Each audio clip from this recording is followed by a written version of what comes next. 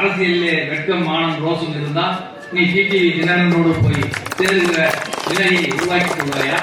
இன்றைக்கு டிடிவி தினகரனுடைய காலடியிலே போய் விழுந்து கிடக்கிறாய் என்று சொன்னால் அந்த குடும்பத்தை நீ ஏற்றுக்கொண்டாயா? அவருடைய அரசியலை ஏற்றுக்கொண்டாயா?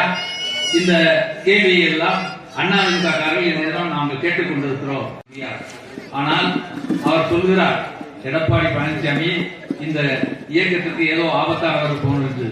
இந்த இயக்கத்தை காப்பாற்றிய புரட்சி தலைவி அம்மாவுக்கு பின்னால் 4.5 ஆண்டு காலம் மிகச்சிறந்த ஆட்சியை கொடுத்தவர் மாண்புமிகு எடப்பாடியார் அவர்கள்.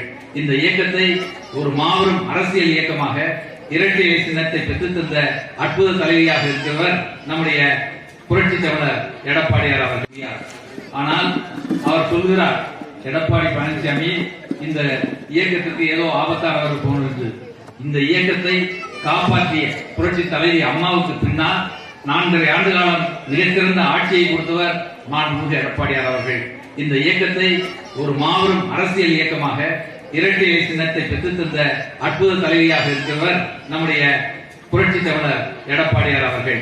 அவர்கள் புரட்சி தலைவர் எம்ஜிஆரை பற்றி சொன்னார். 1967 இந்த ஆட்சி அமைந்ததற்கு அன்றைய தினம் பேரறிஞர் அண்ணா அவர்கள் சொன்னது காரணம் புரட்சி தலைவர் எம்ஜிஆர் தான் என்று சொல்லி பாராட்டியிருக்கிறார். இந்த வரலாறு எல்லாம் தெரியாத ராசா போன்றவர்கள் புரட்சி தலைவரை பற்றி கேவலமாக பேசினால் அதை பார்த்துக் கொண்டு அதிமுககாரர்கள் சும்மா இருக்க மாட்டோம் என்பதை மட்டும் இந்த நேரத்தில் நான் தெரிவிக்க கடமைப்பட்டிருக்கிறேன். நேற்றைய தினம் கூட ஒரு பொதுக்கூட்டம் நடைபெற்றிருக்கிறது. இங்கே பேசியவர்கள் சொன்னார்கள், ஓ பன்னீர்செல்வம் போன்றவர்கள் இடையிலே தர்ம யுத்தம் நடத்தினேன் என்று சொன்னார். அவர் தர்ம யுத்தம் யாருக்காக நடத்தினார்?